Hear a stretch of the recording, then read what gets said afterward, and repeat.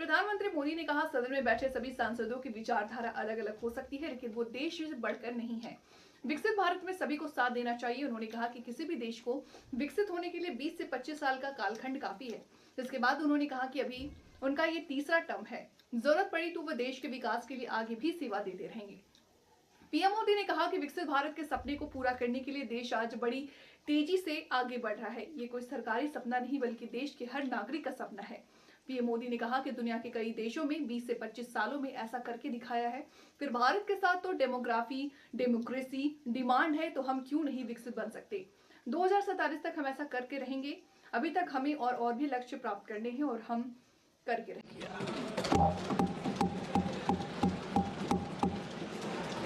इसका उपयोग हमने देश बनाने के लिए किया है। इंफ्रास्ट्रक्चर का बजट 10 साल पहले 1,80,000 करोड़ था। हमारे आने से पहले आदरणीय सभापति जी, आज 11 लाख करोड़ रुपया इंफ्रास्ट्रक्चर का बजट, और इसलिए राष्ट्रपति जी ने भारत की नींव कैसी मजबूत हो रही है इसका वर्णन इसमें किया है। रोड हो, हाईवे हो, रेलवे हो, ग्राम सड़क हो, इन सभी कामों के लिए विकास की एक मजबूत नींव रखी गई है। आदरणीय सभापति जी,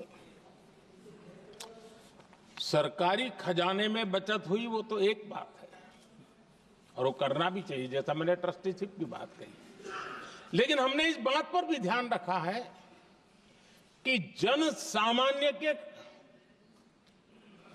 उनको भी बचत का लाभ मिलना चाहिए। योजनाएं ऐसी हो ताकि जनता को भी बचत हो। और आपने देखा होगा आयुष्मान भारत योजना, बीमारी के कारण सामान्य मानवी को जो खर्च होता था, अब तक जिन लोगों ने इसका बेनिफिट लिया है, उसी के हिसाब से मैं कहता हूं कि करीब करीब देशवासियों का आयुष्मान योजना का बेनिफिट लेने के कारण जो खर्चा उनको अपने जेब से करना पड़ता, वैसे 1,20,000 करोड़ रुपया जनता जनार्दन के बचे।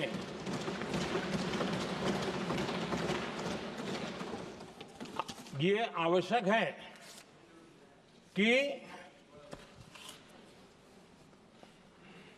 अब जैसे जन औषधि केंद्र, आज मध्यम वर्ग के परिवार में 60-70 साल उम्र के परिवार के स्वजन हो तो स्वाभाविक है कोई न कोई बीमारी आ ही जाती है। दवाई का खर्चा भी होता है, दवाएं महंगी भी होती है।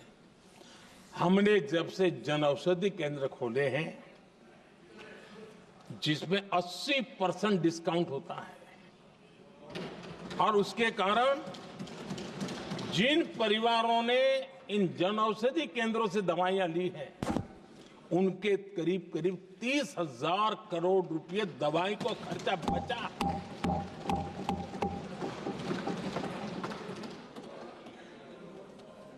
आदरणीय अध्यक्ष जी,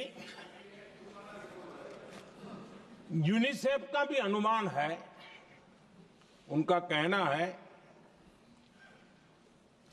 कि जिसके घर में स्वच्छता और टॉयलेट बना, उन्होंने इसका बड़ा सर्वे किया था, उस परिवार को करीब करीब साल भर में 70,000 रुपए की बचत हुई है।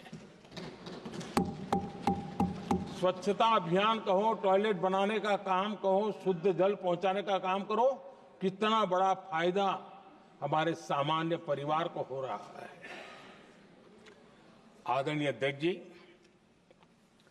नल से जल, मैंने प्रारंभ में उसका उल्लेख किया। WHO की एक रिपोर्ट आई है। WHO का कहना है कि नल से जल शुद्ध पानी मिलने के कारण उन परिवारों में जो अन्य बीमारियों के खर्चे होते थे, औसत 40,000 रुपया परिवार का बचा है।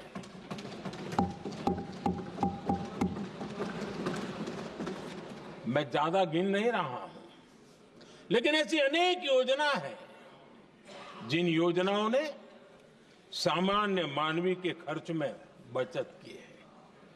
आदरणीय सभापति जी, करोड़ों देशवासियों को मुफ्त अनाज, उसके भी उस परिवार के हजारों रुपये बचते हैं।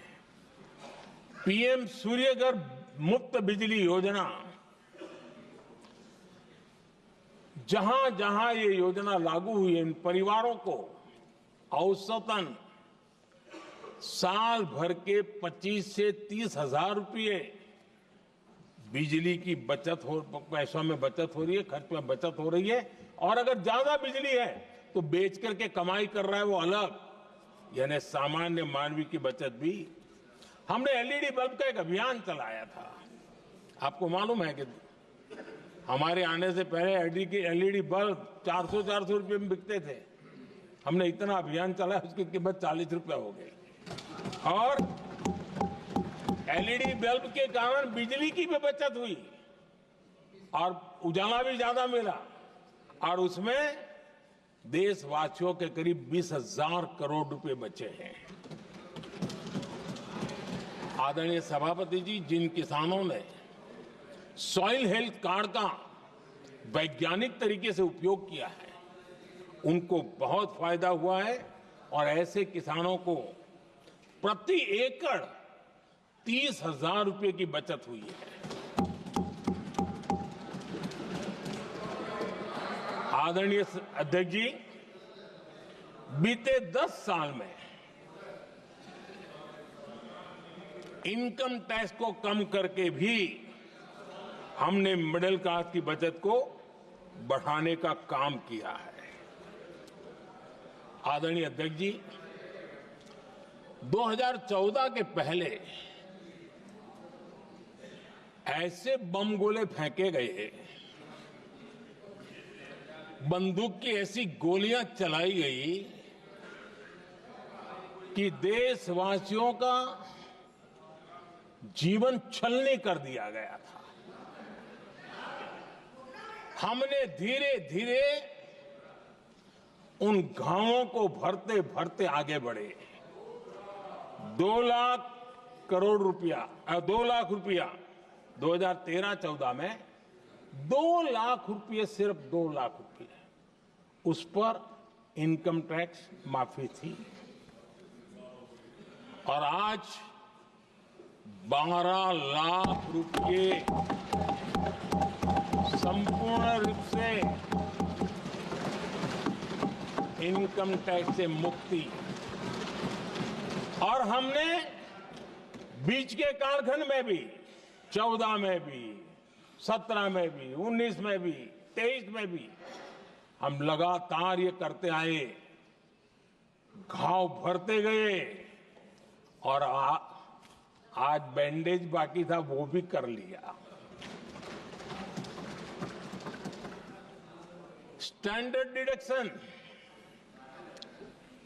उसके अगर 75,000 जोड़ दें तो 1 अप्रैल के बाद देश में